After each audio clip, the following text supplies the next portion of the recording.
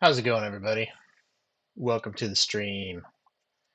I've got the chat up here. If I keep looking up, it's because I have a big monitor above my laptop here. So I've got the chat so I can see what you're saying or what you're talking about. And but there is a delay. So you might type something and you're like, why isn't he addressing what I said? There's a couple of minute delay um, that I can't get around. So deal with it. Um, but yeah, I want to do this live stream because I saw a Reddit post about Free Realms, and I was like, "Hey, I worked on that game."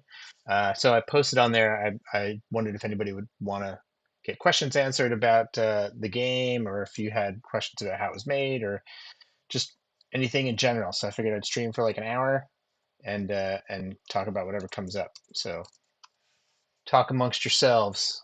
Um, I can also show some of the latest ChatGPT stuff. They had a big image update today. That was pretty cool. You can do a lot of cool stuff in there now. So, um, yeah. Anybody have any questions about anything? Let me just make sure I'm actually streaming. Open up my other screen. That was pretty cool. Yes, I am. Okay, cool. So, uh, yeah, I guess I could talk about Free Realms a little bit. Um, yeah, Free Realms was a game. If you're not familiar, Free Realms was a game put out by Sony Online Entertainment. It came out in 2009, I think it launched. I started working on it in 2008. It went live 2009 and it ran until 2014, where they pulled the plug and turned it off. So, uh, if you weren't there, you missed it. But there is a group making a I don't know what you want to call it. Not open source, but yeah, I guess kind of Free Realms Sunrise. They're making a version of it that you can still jump in and play. And I guess they're looking for files. So if you have any files from the original Free Realms, reach out to those guys, raid your grandma's computer, get those files, and send them to those guys, and they can rebuild what they can from the game. Um, let's see who's in the chat here. BWC7777 says hi a whole bunch of times. Hello. Uh, Ryan Savoji, sorry if I didn't say that right. It says colors. I'm not sure what that means. Brent Jackson 5. How's it going, Brent? Says hi. And Maisie Mazius ASDFGHJKL waved, and then Kitty DF Gaming says hi. Well, hello to you. I guess I'll just do some ChatGPT stuff while we're waiting until you guys have something you want to talk about. I have my eye on the chat, so if you think of something, um, just put it in there and I'll do what I can to answer it. So let me do my split screen here. Let's see. All right, so this is ChatGPT. I guess I gotta go this way. This is ChatGPT. Um, Mission Zero is I'm here but cooking. All right, don't burn your biscuits. Mission Zero. Pay attention to what you're cooking. But glad you're here. Okay, so ChatGPT, I use it a lot. I use it all the time for all kinds of stuff. They just added some new image stuff. So if you go to ChatGPT, you see they added this images tab, and when you click on that, it brings this up. So you can describe a new image, and they've got some styles that you can use where you can discover something new. So these are curated things, and then you can kind of go across and see, restore an old photo, turn something into a keychain, create a professional job photo. So these are like presets that add stuff to your prompt. And then you can also try style on image. So you can bring an image in and you can make it look dramatic. You can make a holiday portrait, make it look like a sketch, a 3D glam doll. And then down here is a bunch of images I made. I took some 2D art. This is a good example right here of He-Man. See, can I go back to that original prompt? Maybe not. I just grabbed an image and said, make this look photoreal. Oh, we got some questions. So, did you moose official? Says, can you explain what you did while working on Free Realms? I animated. I did some visual effects. I did rigging on the characters, so I put controls in them. Let me see if I can find some examples of my stuff here. It's really hard to get examples of Free Realm stuff because, like I said, the game is not live anymore. So you have to really rely on stuff that was captured at the time and what all is around. Let's see. Oh, this is a good example. Let me turn the volume down on this. So some things we did on the game never went live. So this is a T-Rex, and it looks like the mount. And that's because originally there was going to be a thing in free roams called ranching, where kind of like farming, you would get your crop and you had to take care of it and water it, and there's like a timer that would cool down and then it would grow. Pets were going to do the same thing. So you could find an egg or something, and it would hatch and it would turn into this baby, and then you could feed it and take care of it, and it would then turn into a pet.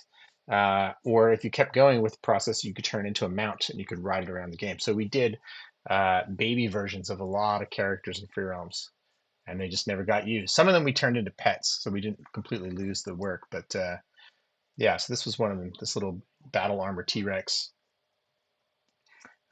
So on the game, I would animate everything for the character. So most characters in free realms that weren't playable characters, so not like your character that you would play as, but non-playable characters like this, they would have about 21 animations. So you'd have a walk, a run, a standing idle, a fidget, which is the character looking around or doing something if they're standing there for a while.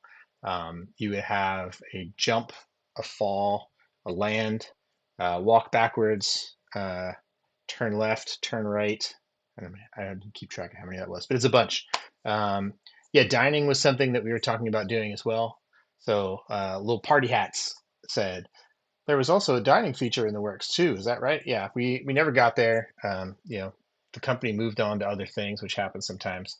In my opinion, Freedoms got really fun and really cool after it was around for a couple of years, and like the core team moved on to something else, and then they let us to our own devices to do stuff. Like originally when Pets launched, we only had dogs and cats, which is super lame because like I can have a dog or a cat in real life. I have a dog, but I wanted to do cool stuff. So even though we had a dog and a cat, I was like, let's do a cool trick where you feed it something and its tail spins like a helicopter and it can fly around. They're like, no, only real tricks, which was super lame. So once the creative director moved on to another project and the inmates were running the asylum, we just put a bunch of stuff in that we always wanted. So that's when we got unicorns and dinosaurs and dragons you could fly on and pogo sticks and bicycles um, and then one day one of the guys that worked on EverQuest was like, oh, if you're really good you could animate something with a lot of legs. So that's where the octopus mount came from, because somebody dared me to do it. And then we were almost done with it, and then they said, yeah, but you couldn't make him juggle. So then I added a fidget where the octopus could juggle, and then he shut his mouth.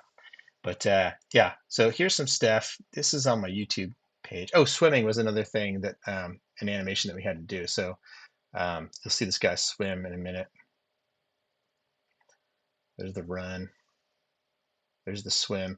Now the way that worked is characters have like a locator at the root, and on the terrain you would walk down, and if you got below a certain level where we knew the water plane was, it would convert to a swim animation. So you're still just kind of going around the surface, but the animation would play differently. Oh, lots of questions. Okay. What was your favorite thing you worked on for the game? I kind of like my favorite animation I did is probably the T-Rex, like the adult T-Rex running. But then some of the stuff I did at the end, like this Necronomicon guy, uh, let's see. This was fun because it was a lot of pieces. And what was cool on the game is that the designers let us do whatever we wanted pretty much. Like the designers, a lot of times would come in and say, all right, we have a light, medium, and heavy attack. They should take about this long. And we want to do something where they like throw their bony head at somebody. Other than that, we could make up whatever we wanted. So we would just make cool stuff that we would do for ourselves that we thought was funny, or try to make other people in the studio laugh or think it was cool. So this Necronomicon was this pixie who was this necromancer, and he would raise dead bodies from the earth. Now, keep in mind, this is a kid's game, so you couldn't do gore or anything like that. But he raised this monster skeleton, and the pieces would form around him, and he like stayed in its rib cage to hide out. And this like gorilla thing would attack, but every once in a while, for the super attack, it would grab its rib cage and pull it open, and the pixie would shoot magic out and then close the rib cage to protect him again. Um, but it was fun. So there was a lot of, how would this work? Like, what could you do? So some of this stuff is kind of based on the Hulk, like this ground slam thing, or this Hulk's this wave thing that Hulk used to do in the comics all the time. This was before Avengers, so like we didn't. That wasn't an inspiration for this guy, but um, that was one of the things. And then, oh, there's the opening the chest cavity, and then he shoots magic out. The effects get added later. Oh, this is another thing for ranching. This was a baby wyvern that you could kind of train. Let's see. Oh, there's more questions. All right. Um, let's see. Happy 2008. Somebody's here from the 2008 video. I have no idea why that video took off on YouTube lately, but it did. So if you're here from 2008, throw a thumbs up in the comments. Spill the tea on dining. Dining was kind of like, so Cooking Mama had just come out. Um, and so Free Realms was Sony's like let's chase the current hotness type game. Um, it started as a direct competitor to Club Penguin. It was supposed to play in the browser, um, and then it expanded to this full-on MMO because that's what Sony was known for. EverQuest and EverQuest 2 are still running. You can go play those right now. They started in the 90s. So they did the same with Free Realms. And the idea is that we get kids to play Free Realms and then transition them over to like EverQuest or something when they got older. Maybe they'd want to play that game. But we found we had a lot of adults actually that played Free Realms. So it was a good game to jump in, do a little bit of stuff, feel like you're leveled up, and you didn't have to play long to make progress. Um, and in fact, a lot of our gameplay was like right after school. So you would see we had this, we called it mission control. We had this room at Sony where you could see the usage statistics of the live servers, and we had a giant map of the world, and you could see the server statistics go way up when kids were getting out of school. And then it would like iCarly would come on and it would shoot way down because all the kids were going to watch iCarly and our game wouldn't be played at that time. And then like when kids would go to bed for the evening, game would plateau and crater. So our core demographic time was like right before school. Some kids would like sneak on and play in the morning before school. You'd see it spike a little bit and then go down. And then right after school, it would go through the roof for a couple hours and then it would crater again. So that was kind of cool to see. Um, but yeah, so dining was supposed to be like a Cooking Mama type thing. They were going to be like, I need 7 hamburgers, and like I'm cooking the meat, and it takes so long. And now I've got the buns, and you put it together and you feed the person. It never really took off though. There were a lot of things that we started to do that just kind of died on the vine. Um, let's see. Hammond plays MC. I noticed there are Bixies in both EverQuest 2 and Freeroam. Do they take place in the same world? We had a lot of stuff that we pulled from the other games. So in our minds, Free Realms was its own little universe that some things would seep into from outside. So the Bixies came in from there. We had let's see what else. There were some other EverQuest things that kind of made their way in. The snowman, or not the snowman, the Yeti guy that has the horn on his head is a direct ripoff from Star Trek. There was a character with there was a Yeti with a horn that we put in there. So that was kind of fun. Let's see. What point in development did you join the team? So I joined Free Realms in 2008, I think, right at the very beginning of 2008, like February of 2008. And then the game launched, I think, in May of 2009. So I was on the game for about a year. Some areas were already done, some characters were already done. So I didn't work on the main snow, uh, what was it called? Snow Hill Valley, I think, or something. I didn't work on that area, but I worked on a lot of characters that were in there. So I had one of my first characters for that area was this old pixie, um, and all the pixies flew at that point. But they wanted me to do this thing, so it was very old. So I had the guy on the ground and he had a cane, so I gave him Parkinson's and he shook a lot. Uh, and my own father had Parkinson's, so that was kind of like a nod to my father, that guy, which was kind of fun. But yeah, do I have any cool merch or memorabilia from the game? Somewhere I have playing cards that they gave us that were just like a deck of cards, not the trading card game, like actual playing cards that had free roams on the back. I have a free roam shirt somewhere. Doesn't really fit too well anymore because I'm a lot bigger than I used to be. And I used to have a free roam snuggie that they gave us, but I don't know whatever happened to that.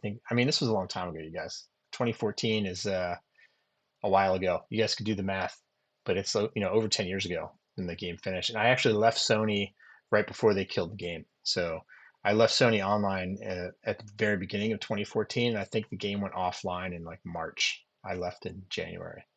Um, but yeah, what's something you miss the most from your experience working on Free Realms? I miss a lot of the people that I worked with, honestly. Like we were a pretty close knit group.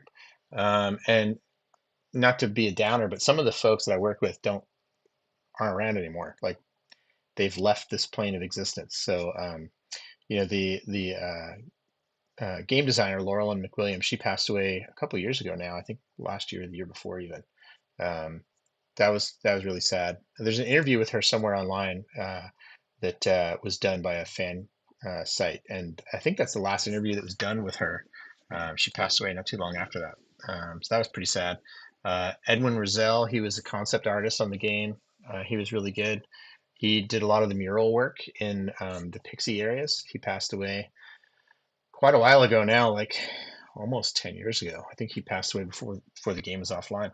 And then Nate Temple was another guy. He was a concept artist. He did some beautiful, beautiful paintings for the game, and he's no longer with us either. So, not to be a downer, but I do still talk to a lot of the people that I worked with on the game, like the Merghart brothers, Jeff and Steve Merghart. Jeff Merghart is actually a concept artist at Disney now. He worked on Zootopia 2, I think was the latest film he was on. And then my buddy Matt Case, he was the lead character guy on the game. He's a super nice guy. A lot of these guys are still in the industry, but they're older than me, some of them, and I just turned 50. So a lot of us are starting to age out of the industry. Um, my buddy Tom Moon that did particle effects in the game, he's retired now. He still lives down in the San Diego area somewhere. Um, and then a lot of people went to other companies. So like there's a lot of former Sony people at what's the name of the game that they work on? Well, there's a bunch at Blizzard. There's a bunch that are kind of scattered to the wind and they're doing their own thing. Some people went to Zynga. Some people started their own companies. Um, but yeah, I miss the people the most. Um, I lost my gallbladder on that project.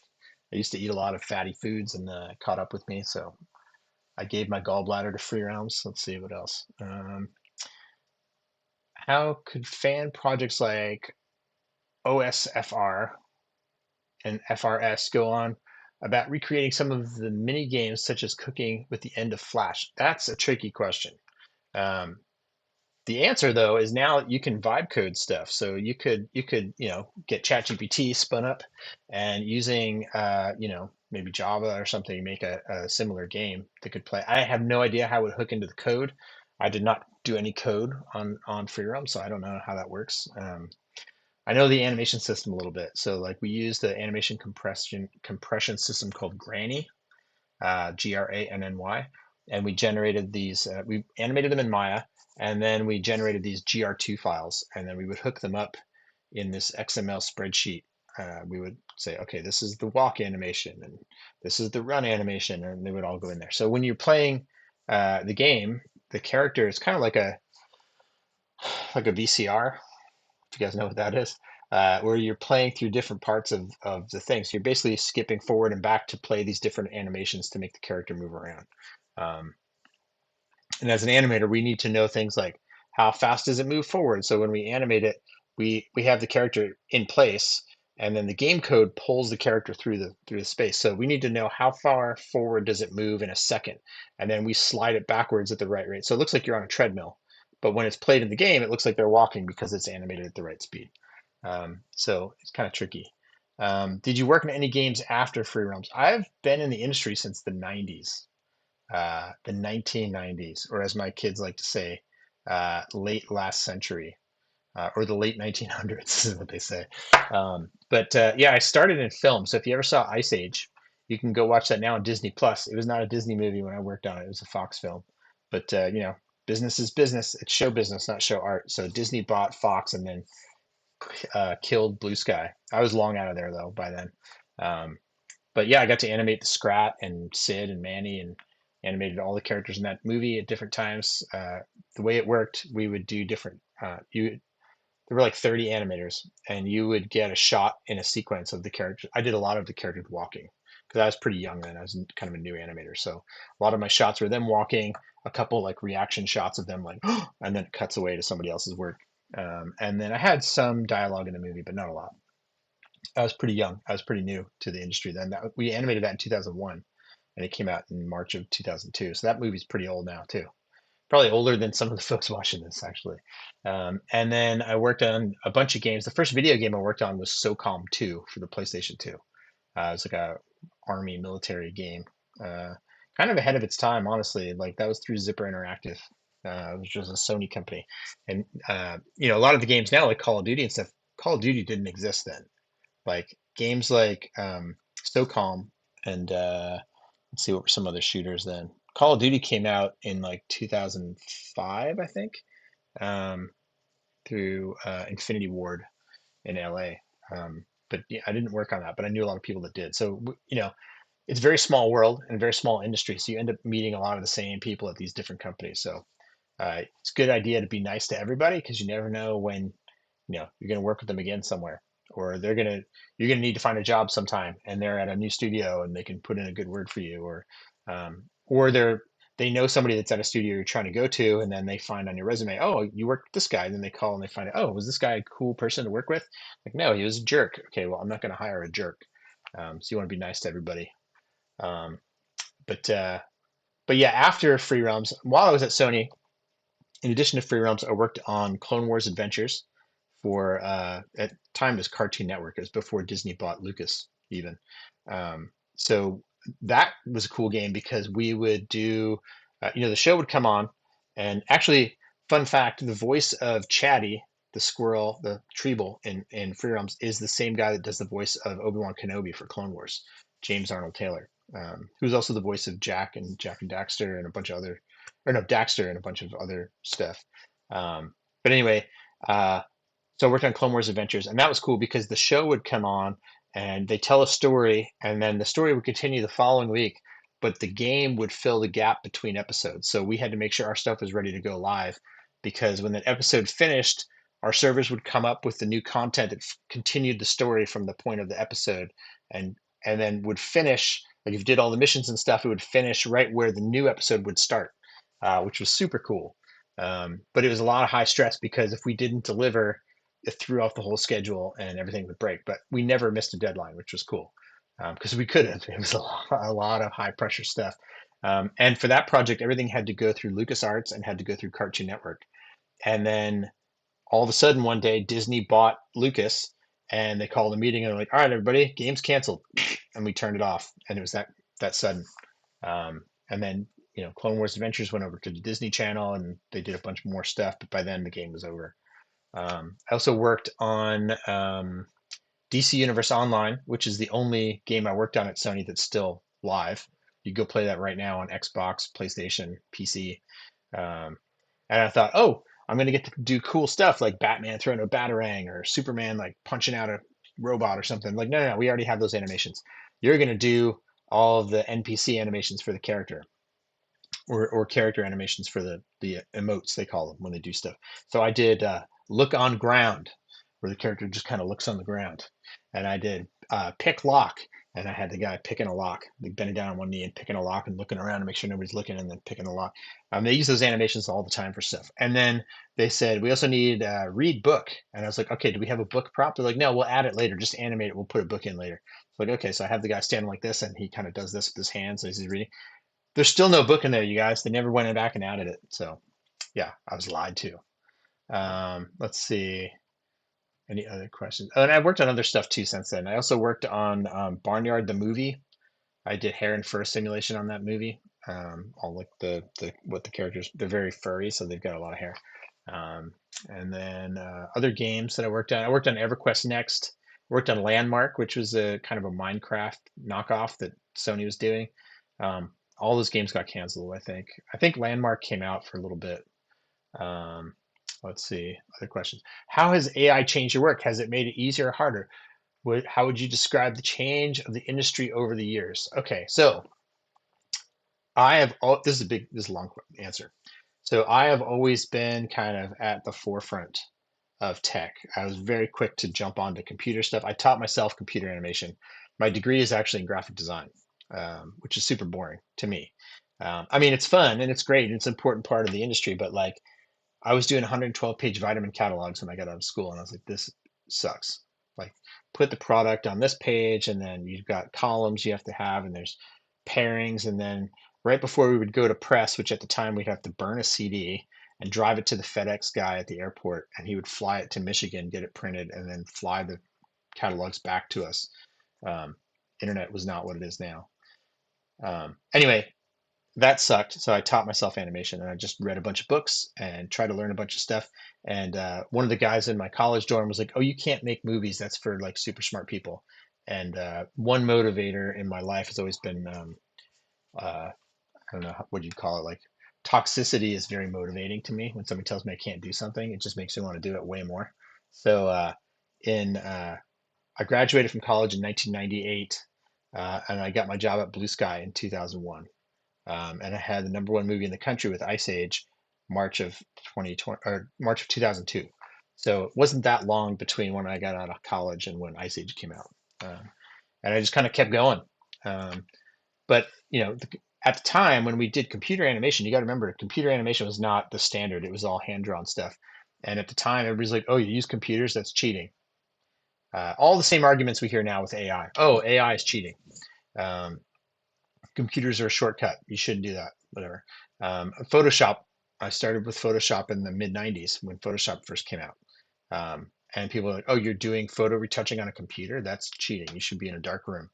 Uh, but it takes way longer. There's all kinds of chemicals involved. Photoshop's a good shortcut for that kind of thing. And then it kind of went and turned into its own thing. And nobody questions the use of Photoshop now. I think AI will go the same route. What's really good about AI is that it's really good at filling in gaps in your production pipeline. So I've done stuff where I'll do like a hand-drawn thing and then say, show it to me in 3D as a 3D character with nice lighting and rendering and everything, and it'll do it. And you can get some great examples. So it doesn't always have to be generative AI, like make a dragon and then just makes a dragon. Like you could do that, or you could kind of direct it by giving it stuff. Maybe we can do an example of that a little bit later. Um, but yeah, I think the industry's changed a lot. AI is not going anywhere. Let me tell you. Some people say there's a bubble and it's going to crash and everything. From a market standpoint, that might happen. Like it could happen. I don't know. But AI itself is not going to go anywhere. In the same way there was the internet bubble that popped and a bunch of companies lost money. We're on the internet right now, fellas. Like the internet did not go away. If anything, it got even more intense with the addition of smartphones and people on their tablets and everything. AI is going the same trajectory, but way faster. So, if you look at the graph of like how the internet started and then kind of slowly ramped up, and then in the 90s it kind of went up a bit, and then smartphones came out in like 2005, I think, and it really took off. We're seeing that same thing completely truncated and shortened with AI. So ChatGPT really only came out about like 2 years ago, I think, for most people, and it's just gone straight up in the meantime. So the amount of time that it takes for people to adjust and adapt and improvise, adapt and overcome a new tech, uh, we've never seen anything adopted this fast. There's like 800 million users of ChatGPT now, I think, which is like the fastest adoption of anything ever on the planet as far as a tool goes. Like if you think about the creation of cars, that took a while, right? Cars came out in like 1910, maybe the first car. I don't know what the first automobile was. Maybe somebody can look it up and post it in the comments when the first automobile released. It really hasn't been that long since cars have been around. Airplanes, same thing. The first airplane, Orville and Wilbur Wright, and now we've got rockets going up into space, dropping satellites. Like it's insane that amount of like growth, and AI is faster than all of that combined. So it's not going anywhere. The best thing you can do is embrace it, learn how to use it. Um, you know, be a good AI whisperer, and you don't have to be super smart to do it. You don't have to go to school for it. You don't have to do a bunch of classes. Just jump in and start messing around. Try it out.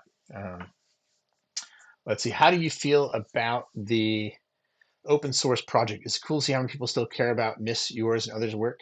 Yes. For legal reasons, like I don't know how legal it is to put a game out that's open source like that, because like it is a product that I think Daybreak owns now. Um, but I don't know anything about the ownership of the game or who does what or how that works. So from a personal standpoint, it is cool to see people still talking about the game, still playing it. You know, it's 8:30 on December 16th in the year 2025, and people are still talking about the game. That's pretty cool. So yeah, thanks for your support. Um, Click that like, subscribe, ring that bell for updates. But yeah, it's cool to kind of see that. I was kind of surprised to see on Reddit, and I tried to post in the Discord that this was going to be tonight, and they pulled the post down for self promotion.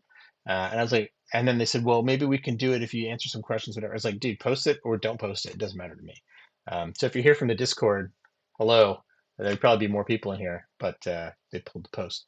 So let's see. I'm curious of your thoughts of how AI is going to affect gaming. Like if it can code, generate art, and write storyline, balancing, etc. One person can make a game, but where's the line that it's not theirs? I would argue that anything you make that you've touched in some capacity can be yours. Um, let's take a look at exactly what I mean. Let me open up Gemini. We'll open up Google Gemini here. Let me close the sidebar. All right, let me share my screen. All right, this is how quick you can make stuff. So let's open up a tool. Let's do Canvas. So Canvas is how you build stuff. Let's see. Make a brick breaker type game similar to Arc. How do I spell that? Arkanoid with an Old West theme. I want some music, power-ups, and a scoreboard. Everything would be great if I could spell everything, but because it's conversational, it knows what I'm trying to say. Everything should fit the theme of the Old West. All right, you just saw me post that. I'm going to hit enter. Let's see how long it takes to do this. So it's thinking about it. You're going to see it convert to this other mode here in a second. So it's envisioning the Old West, and you can expand this and see what it's thinking about. So this is real time. I'm not speeding this up. It's defining the sound and the code. It's planning game endings. Now it's writing the code. So over here on the side, it's switched to this code view. So it's literally writing all of the code for the game right now. And then we can preview it in here. And we can see what it looks like and sounds like. Let's see. Let's scroll down here a little bit. And I'm only doing this to show you how fast it is and kind of how easy it is. And once you've got this going, you can make edits to it and say, oh, change this, change that, and it'll go in and adjust the code for you. This will work in ChatGPT as well. I'm using Gemini just because it was easy to get into here. And it color codes all the codes. You can kind of tell what it is. And if you're concerned about it, like, I don't know what this code does, you can say, comment the code or explain lines 441 to 458 for me. Yeah. So it's doing that code. So while it's coding, I'm going to answer some more questions over here. Okay. So this thing is kind of in answer to Mission Zero's question. Let's see. Amsterdam says, I just met him this year. I asked him to sign a picture of Chatty. Haha. I don't know who you're talking about. Maybe that was an answer to somebody else's thing. Let's see. What other unreleased content is there in free roams? Oh, High Noon Breakout is done. Let's take a look at this quick. Click to saddle up. I mean, you saw how fast that was, you guys. Oh, now there's 3 barrel things. Cool. Oh, that made my paddle wider.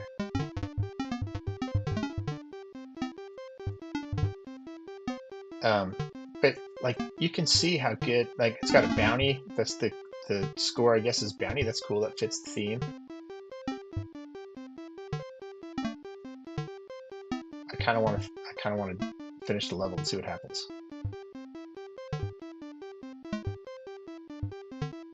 There's 3 lives.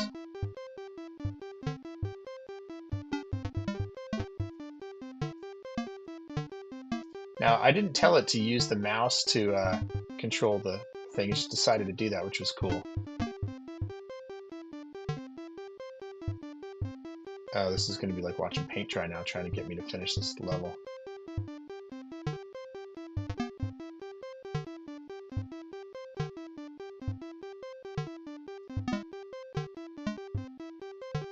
Come on. 2 more blocks. 1 more block. Yes, stage cleared. Heading to the next town. Click to ride. That's super cool. I didn't tell him to do any of that. I just said do it like the Old West. There you go. All right, I won't keep doing it. Let's kill that. But yeah, you get the idea. It's super cool, the stuff you can do now. All right. What other unreleased content is there in Freedoms that you're able to talk about? So I talked about ranching, farming. We had some ideas for other areas that never happened. We were going to do like an ice place. Um, that never happened. We were going to do like an underworld. We kind of did with Blackspore Swamp. Um, so a lot of the underworld ideas went into that. There was like a Day of the Dead. I think if you look up super old Free Roams stuff from before the game launched, there was this whole Dia de los Muertos skeleton that would dance around, and there was going to be this whole this undead area underground. But then there was concern that kids wouldn't think it was cool, or it'd be too scary, or it was too culturally insensitive to do. And then the Book of the Dead came out. Um, and then what's the Pixar one? Coco came out, and those did great. And then we would have looked like we were copying somebody if we did it after that. But yeah, let's see. Oh, James Arnold Taylor, you had signed the chatty thing. That's cool. Yeah, he's a super nice guy. So I have a video somewhere. Let me see if I can find it, and I'll play it for you guys on here. Um,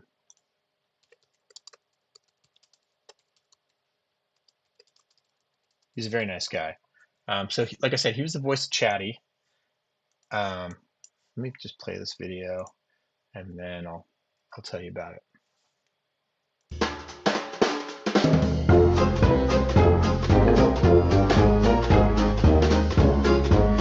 All right. Greetings.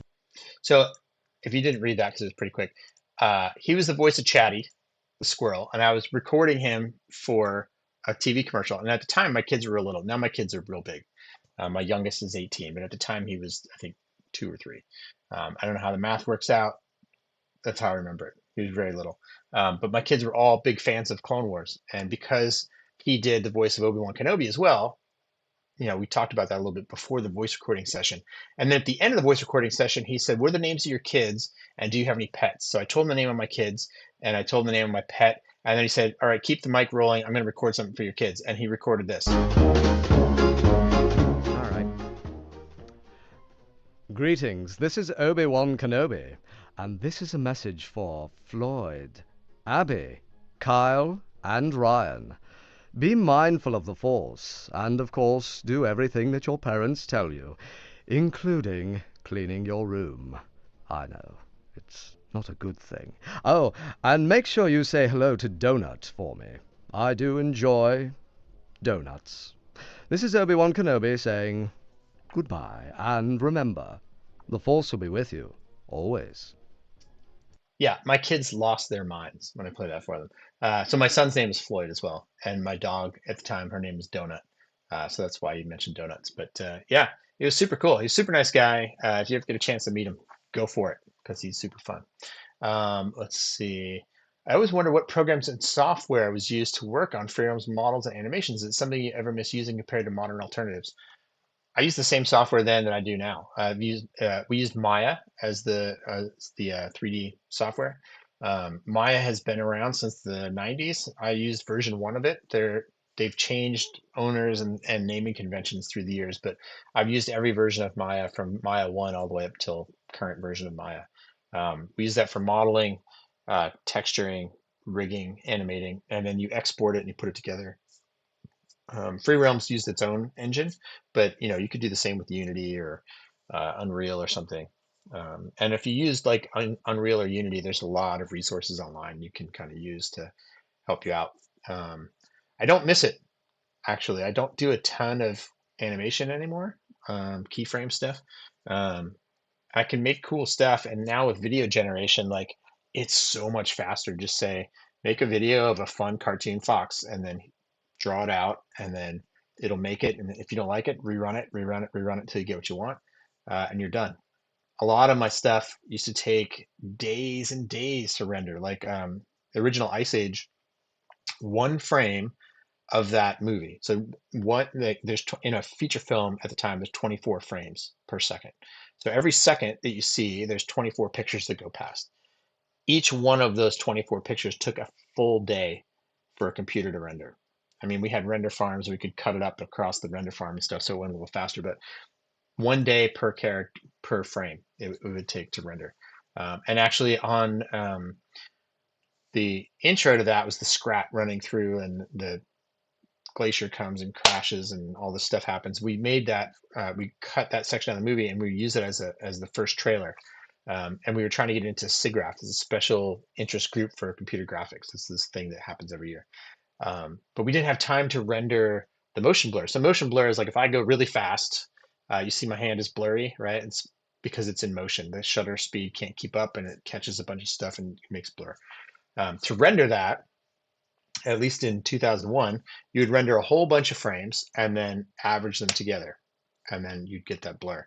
Now, because it took a day to render a frame, we couldn't have 10 versions of one frame just to do motion blur. We wouldn't meet the deadline. So we rendered it with no motion blur, and then we had a paint artist go in and add the blur in post with like a video version of Photoshop. Flame was the software that was used, and it looked amazing. Way better than any motion blur in animation at the time in 3D, because it wasn't 3D generated. It was hand drawn stuff on top of the animation, which was cool. Um, but yeah, so we did that for that, and it came out pretty good. We um, we used Maya for that movie. I used Maya every place I've ever been, except for on Barnyard the movie. We used a program called Softimage, which doesn't exist anymore. They got bought by Autodesk, and Autodesk shut them down. But yeah, let's see. Um, Silver Hills with the Elves, the Pit, Little Party Hats had a question. I always wonder what programs. Oh, I already answered that. Silver Hills with the Elves, the Pit is I don't know if that's a question, or you're just saying different things. I don't know what the pit is. And there's a skull. It looks scary. Um, but yeah, there were some evil pixies in the game, that we had. But yeah, let's see. What else can we talk about? Throw some more questions in the chat, and I'll answer them. In the meantime, let's go back and let's do some more ChatGPT stuff. Let's see. How about let's create an image. Create image. Um, make a character from free realms. Um, let's see. What do we want to say? That looks like he is a ninja. That was one of the jobs you could have. So let's see what it does with that. So first it needs to know what free realms is, which I think it can probably figure out. And then, so it'll probably be in the same art style. Let's see. Oh, Little Party Hat says, I was just replying to you as you talked about those areas. Oh, that's the byproduct of the delay in time. So that's why I didn't know what you're talking about. And then Zen Dubo says, do you have any concept art from Free Realms that hasn't been released? I do not. Oh, that's a crazy ninja. That's kind of what they look like in Free Realms, but that's not the Free Realms art style. Make it in the Free Realms art style from 2009. Let's see if it can do that. Creating the image. It might just give me the same image again. I said make it in the Free Realms art style form 2009. I think it'll know what I'm talking about. I spelled it wrong. So I was not a concept artist on Free Realms. I was an animator. So my job is to make stuff move. So I didn't have a lot of art from that. And that was several computers ago. So I don't have any of that stuff anymore. Let's see. That kind of looks like Free Realms art style a little bit. I mean, it's toon. It's a illustration. It's not game art. But yeah, that's more like Free Realms. That's kind of cool. Yeah, let's see if we can do. Let's do Google. This is risky live Google image search. Let's see. Free Realms concept art. Edwin Roselle. Let's see. See some images of his. Um, oh, Matt Chavis was another concept artist. He's got some cool stuff online. Let's see. Here's the guy, the heart character from. Oh, he's got a bunch of stuff on here. That's cool. Yeah, here's the Bixies that we were talking about before. So these characters were from EverQuest. This is the game art file. So these are the reason they're kind of standing still like that is because then we go through and we put the controls in them, and then we would animate them. This guy right here is posed, like he's already posed out, but these are the chug-a-wugs, and you can see the wireframe. Like this is very low poly stuff. A lot of the detail was painted into the textures by hand. So the texture sheet. Imagine like wrapping paper, and you wrap a bowling ball, and it takes the shape of the bowling ball, right? But then you can unwrap it and lay that paper out flat, and there's a picture on the paper. That's kind of what texture maps are, right? So um, we would take the characters and rip them out flat, and then paint what we needed to on there, and then it wraps back around the character, this geometry. So like the detail, like in this armor here, is hand painted. It's not sculpted in. We try to keep the characters as low polygon as possible, because we were targeting like grandma and grandpa computers. Like if you went to your grandma's house after school and you're using their old computer, like you want the game to run. So we would try to keep things as low poly as possible. Um, oh, this is one of the biker guys from Sunstone Valley. This is one of the Briar Bear things. Oh, there's the pirates. The pirate stuff was fun. I play a lot of Sea of Thieves now, and it reminds me a little bit of the pirate stuff we used to do in Free Realms. Oh, there's hoverboards. I animated all the hoverboard stuff. That was a good time. There's Kakenstein, um, and they wanted this monster, this kind of like Frankenstein. And I was like, what if we, because you can't make it scary, I was like, what if we made him like a big toddler? Um, so he's just kind of fumbles around. He's like top heavy, like a little kid, like a 2 or 3 year old. Their head is way bigger than the rest of their body usually, so they're top heavy. So if they fall, they start to go in the direction they fell in. So that's kind of how Kakenstein moves around. Um, and there he is at his big party. You could get fireworks and shoot fireworks at him.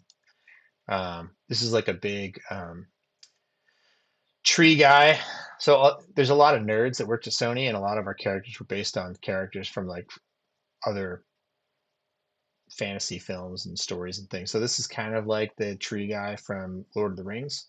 Um, there he is.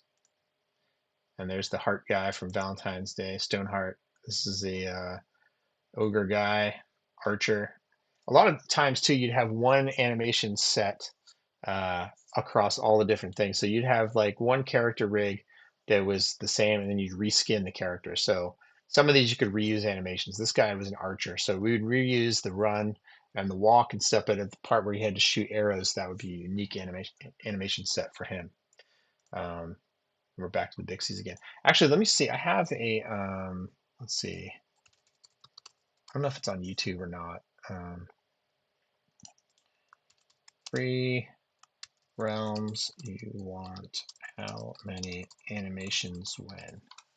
Um, let's see. I don't see it on here. I did a GDC talk.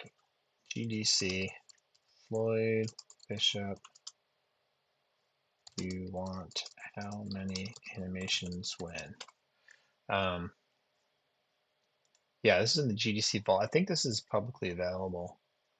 Yeah, this is in 2012. I went to Europe and did a talk on animation about free roams and showed a bunch of stuff, and talked about how it worked. Um, there's my T-Rex animation. Um, but yeah, if you're having trouble sleeping, watch that later. It's a little boring. But yeah, the GDC vault tells about the animation process a little bit. Um, yeah, let's see what else is there. There was a comic book. There was a free roams comic book. I don't know if this is from the comic book. Oh, this is the free roams Wikipedia. freeroamsfandom.com, Shrouded Glade. Yeah, there were comic books and there were all kinds of stuff. Um, oh yeah, issue 12 of the comic book. There's these are hard to find now. What was cool is they had codes for the game in the comic book too. So if you got the comic book, you could get like a cool hat to wear, or you know, something like that. It's kind of cool. Let's see what else. Um, did you ever use motion captured animations for the game, or was it always hand keyed in Maya? It was always hand keyed in Maya.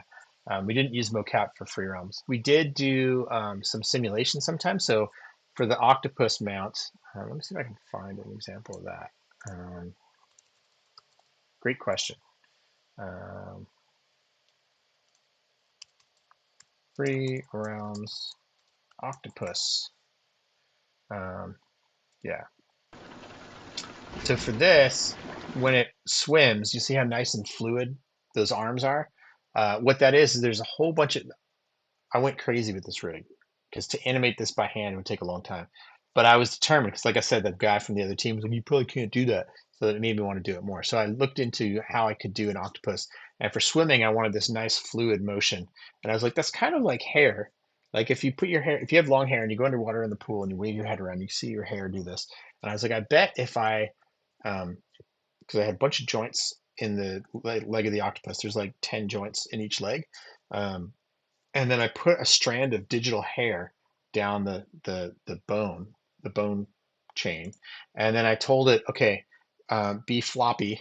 And I'm going to blow wind on it in this direction and then wind on it in this direction. And it made the hair do this. And then I bake that animation down to the joint. So at the end in the game engine, it's just animated joints like everything else. Um, so you end up with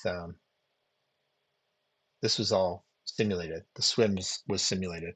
And I did that by just blowing air back and forth on those hairs. And the hairs would move. And then I just played with the stiffness of the hair and stuff until I got the motion that I wanted. And then I baked all that animation down. Now, when it's running on the land and it's doing that, those are all animated by hand. But the swimming stuff is all that simulation. Now, when it goes back on land, you'll see, let's see, part one, I think, is in the on land. Um, Maybe not. Oh, that's when he's running and jumping. Actually, that that thing with him spinning is there's a Robin Williams live action Popeye movie where, spoiler alert, at the end of the movie he fights an octopus and he punches it and it goes flying through the air, and as it goes through the air it spins. So I based this octopus spin on that uh, movie, which I loved as a kid. Um, yeah, there's a lot of that kind of thing in free roams. Like we had a lot of nods to little things that we liked doing when we were kids, or all the BMX stuff. Like biking was a big deal when I was a kid. Um, so all of the bike animations are based on. Um, let's see, what was the guy's name? Um, let's see, Band of Horses bike video. Danny McCatskill. I watched the heck out of this video before I did the bike animations for free roams. Yeah, Danny McCatskill. This is a real guy, and these are some of the things he would do with his bike. So I was very inspired by his stuff. So he did a lot of stuff where he would stand on the bike and not move. So like, what does that look like, and how do you kind of jump around on a bike? And I had to figure out the math for how the tires would spin on a bike. Like if I go forward, how far is that? And there's like, you know, pi times radius squared. I forget all the math that went into it, but like, yeah, this guy's amazing. If you want to see some cool bike stuff, check out Dan McCatskill. I don't think he bikes anymore. Again, this is a long time ago now. 2009 was quite a while ago, but a lot of the bike stuff at Free Realms I based on some of the things I saw in his videos. And I watched this video over and over and over and over and over again. And if you do animation, it's a lot of studying real life and studying kind of how things move and why they move that way. Um, and he's just super inspiring. A lot of the bike stuff was based on this. Like if you notice, his seat on his bike is super low because he needs the clearance so that when he's standing and he like lands, he doesn't get the bike right up the butt. So he's got to have room there. So we dropped the bike seat on free roams bikes as well for the same reason, and just did some cool stuff. Like it's not quite as low as his bike is, um, but yeah, I mean, this actually brings back a lot of cool memories because I we would watch this stuff and like be like, I wonder how we do that in the game, and like, well, this kind of is like a spin, and the other problem is that like, you know, where you touch the ground matters. So like, let me just see if I can do this with my phone. So like, what I mean by that is like if this is the back tire of the bike and this is the front tire of the bike, when I'm on the back tire, I want everything to pivot around the back tire. But now when I land the bike, if I go up on the front wheel, I want everything to pivot from here. That's not the same place. So you have to figure out, okay, how do I move the pivot point from this wheel to this wheel and not have the character jump in the game or like teleport to a weird thing. Um, and the more you know about animation in games, like the more you kind of see warts when things don't work correctly. So if you've ever played a game and they go to like a T pose, it's probably because the animation didn't load for some reason. So you get, animations like when I showed you the concept art and the characters are just standing there, that's the pose that it would take. That's a T pose, like a bind pose. That's what the tech art team gets from the modeling team, and they put the controls on the character, and then the animators get it and move it around and make it move like a squirrel or a bird or whatever it's supposed to be, but it's got that T pose to start with. And in the case of mounts, we already had the characters.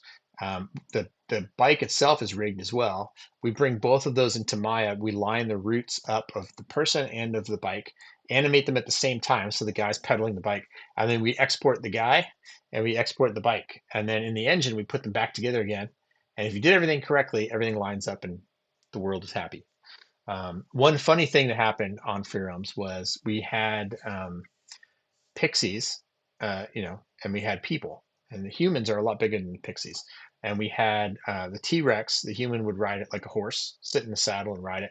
But the pixies were too small, so we thought it'd be funny if they just held on for dear life and got kind of drugged by the dinosaur. Players didn't like that. They wanted to be able to do the same thing from character to character. So after that we tried to keep things the same. If the humans did it one way, the pixies would do it kind of a similar way.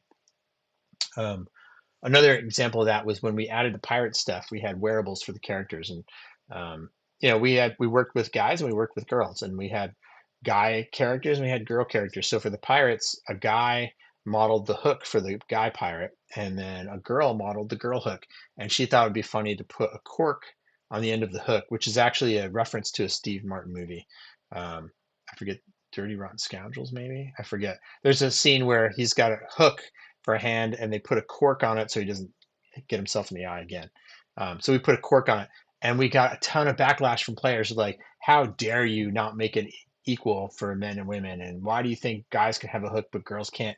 So after that we were like, okay, we should try to keep things equal across the board. And what players didn't know is that it was a woman that modeled the woman hook. She decided to put the cork on there. It's her choice. It went through that way. So yeah, let's see. Other questions. Let's see. If you could revive any dead game, what would it be? I really liked Mark of Cree and Rise of the Kasai, which probably no one has heard of on this stream. But it was a game. I didn't work on the Mark of Cree. I worked on the sequel, Rise of the Kasai. But it was this barbarian fighting game.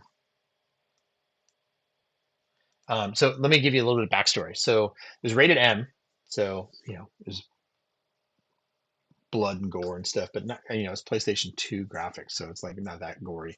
But basically, it was this fantasy world with this barbarian, and the PlayStation has the two analog sticks. We had a system on there that like you'd use one stick to send a beam out that would assign an attack button to everybody around you. And then you just press that button and your character would attack in that direction without having to turn all the way around. So it was cool to do group shots. Like if you've ever seen an action movie, especially in the 80s, like the hero would be surrounded and everybody would come and fight him, and he would have to attack in this direction and attack in that direction. And in games, you couldn't do that at the time. You'd have to turn, look at the guy, fight, fight, fight. Oh, there's somebody over here now. Turn, fight, fight, fight. It was not very realistic. And our control system allowed you to do that cool. I'm attacking behind me, and now there's a guy over here, and I'm attacking that way. And we had a lot of stealth kills and stuff too. So stealth was a big part of the game. So if anybody's played Arc Raiders and you walk around, you can disturb the birds, and the birds will alert everybody around that you're there. We did that on Mark of Cree in like 2003.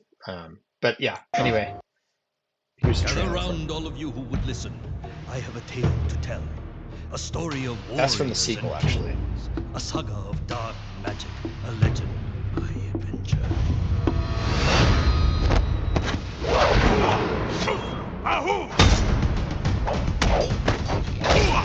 You can see it's a little bit gory, but it's nothing compared to today's stuff.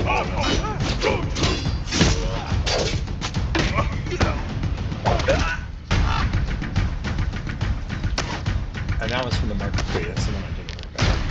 One group stood alone in the battle against evil, known only as the Rockwards.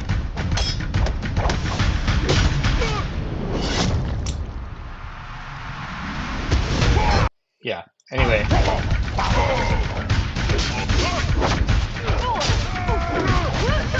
You had different weapons you could use, and let's see. The setup for the sequel of Rise of the Kasai is the bad guy was trying to collect all of these runes so he could assemble them and make this spell. And the runes were tattooed on the backs of people. And so he would go from tribe to tribe and try to find this person that had the tattoo on their back and kill them, cut their skin off, and then use it to make this spell. And in Rise of the Kasai, it was on this little girl, this baby, who grew up to a teenager, and then she would fight as well. So they were kind of fighting to protect her and also stop this evil guy. It was a lot like Conan the Barbarian. And actually, one of the guys that did the voice of Aku in Samurai Jack did the voice of the bird in this game. This was long before Samurai Jack was the thing. But he was also in Conan the Barbarian, which was cool. I would love to see this game come back in today's graphics in this style. Today's functionality and graphic style, but with this subject matter in game, I think it could be awesome. But I'd want to do it with the same crew, and all those guys have kind of moved on to other things. But let's see. Abrick says, "So did you use a hair curve with dynamics on the octopus?" Yes. Let's see. Little party hats from your. What pulled on your heartstrings the most when you found out the game was being shut down? We used to do this thing every summer called Fanfare in Las Vegas, and we would go there, and anybody that played any of the Sony games would go there, and they could learn about the game and get cool stuff and have a party. And we did these panel discussions with the players about what went into the game and stuff. And we started doing this thing for Free Realms where kids at the event, usually that came with their parents would drop them off, and the parents would go do the EverQuest stuff and leave the kids for the Free Realm stuff.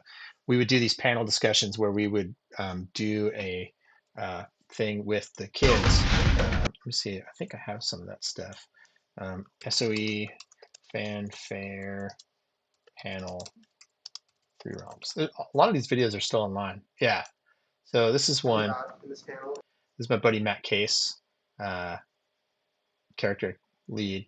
I'm super good friends with Matt. I just saw him this summer. I went to his house. That's me, beardless, and much younger. But these panels we would do, and the audience would suggest ideas, and we would talk about how we would do them in the game, what we would do. This one, I forget what we end up making. How we go about making. It's like you stand on. Evernote. What headsets? Oh, we have a headset to give away. We're winning for. In the animation panel, our bunch of people are outside. Is he out there? Yeah, The internet wants to. Oh, there he is. Come on up. Come on up. Sunstone Valley, is it coming out this year? There's a possibility. Oh, well, there you go. Yeah, that was much drama. Anyway, so we would do these panel discussions, and kids would suggest mounts or things. And then one year, this kid wanted a ball.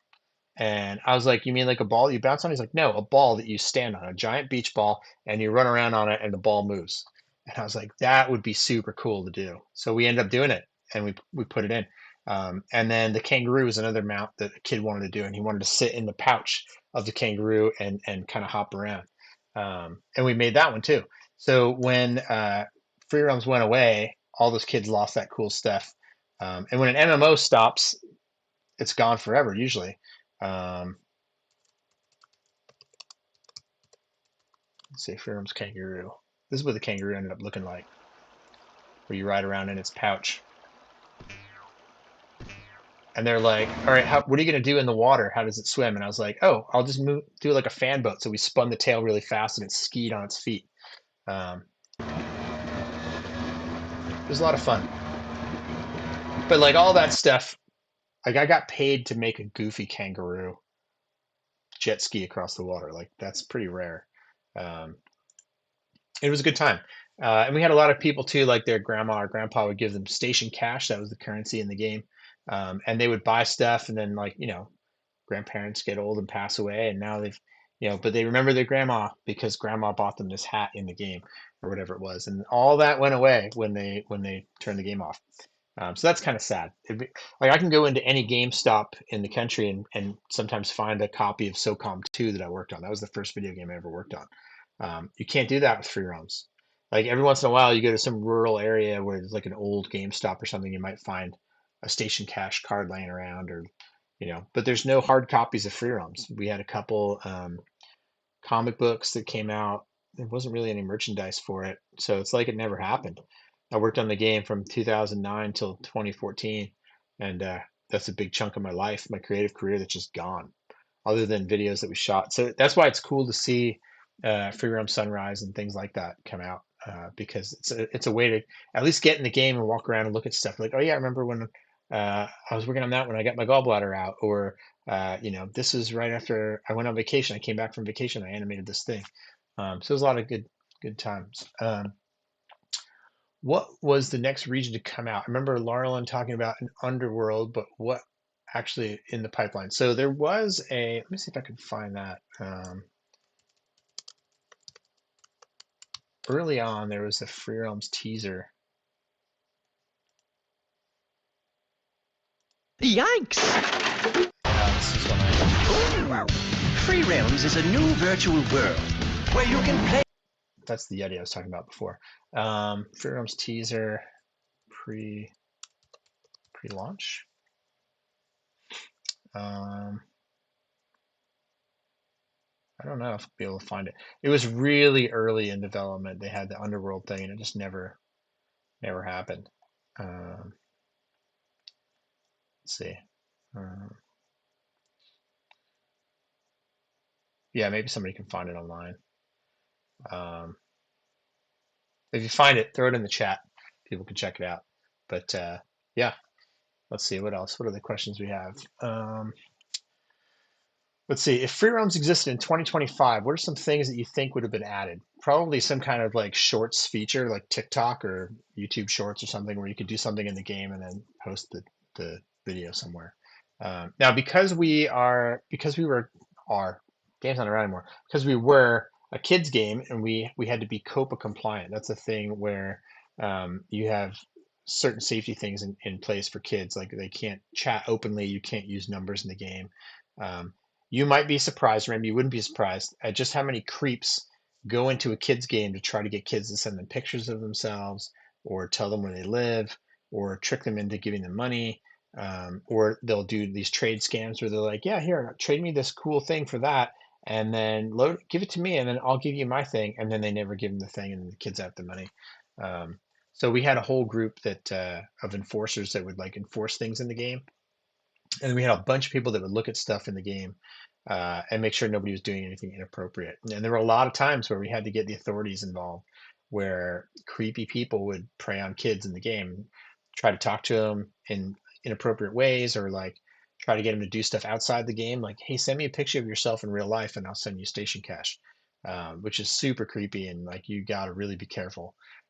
So I think Sony did a pretty good job of making sure that stuff was taken care of right away. And there's a whole team of people that would make sure that the game ran well and that bugs were addressed and fixed and things. So we, this was before Roblox and things like that. So a lot of the things that you hear about now in the press with Roblox, like we hit the same thing years ago. Just the internet and talking about it was not as big of a deal as it is now. So it wasn't as widely. I think Free Roams is a little bit ahead of its time. That sounds super like cliche and condescending maybe, but like I think in a lot of ways, if Free Realms were to launch today with the same functionality that it had 10 years ago, or how many years ago it was, I think it would do pretty well.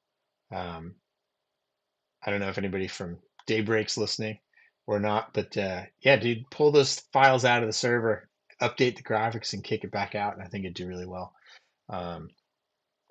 But let's see what else. Any other questions? We're over an hour now. We've been doing this.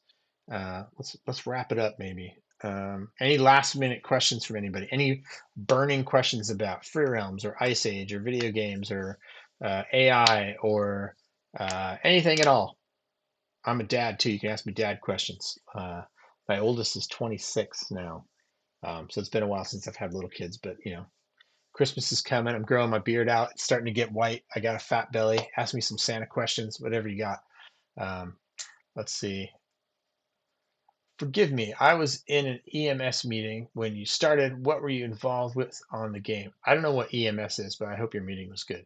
I was an animator on the game, and I also did rigging, like putting the controls in the characters, and animation was my big thing. Let's see. Dad joke. Okay, here's a really good dad joke. So, did you hear about when you ever have hollandaise, the egg stuff? There's a restaurant near here that they don't use plates. They actually serve it on a shiny metal hubcap. Um, and the reason for that is that there's no plate like chrome for the hollandaise, which is a plan where there's no place like home for the holidays. Let's see. Oh, emergency medical services. That's cool. I'm up in Washington State, and we're getting hammered with floods right now. I put a YouTube video up of some of the stuff I shot on Sunday. Farm nearby got obliterated with water. And EMS is all over the place right now. There's still flooding in Washington. We had a couple levees fail. I'm fine. All my family's fine. We're all safe. I live on a hill, nowhere near running water, but yeah, the area is really getting hit pretty hard, and it's still raining outside. So I appreciate the EMS. Thank you for your service, sir or ma'am. I can't tell from the name, but yeah. Abdon says, "Boo." Thank you, lol. Okay. What was the program used for creating the animations? I'm trying to reverse engineer that. So we used Maya for the animations. You could use Blender. Blender is open source and free. We used Granny. Let's see.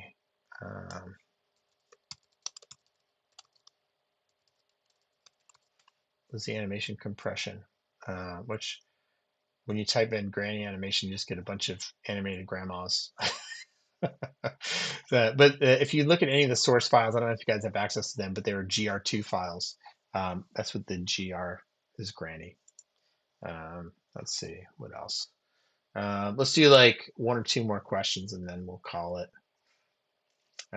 Yeah, thanks for coming to this, you guys. This was kind of fun. I did one a couple weeks ago and I didn't announce it to anybody. I had like 4 people show up and they just looked at some AI stuff. Yeah, I would say if there's anything I could convey to you, don't be scared of AI. Embrace it. It's not going anywhere.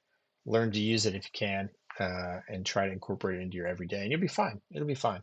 Also, learn plumbing or carpentry or something because you got a while before the AI comes for those jobs. But why did Free Roams initially shut down? Just popped into the live. Probably money. It costs money to run the games. It costs money to make the games. And at the time that Free Roam shut down, they were trying to do. See, PlanetSide 2 had come out. They were trying to do a new EverQuest game. They wanted money for that.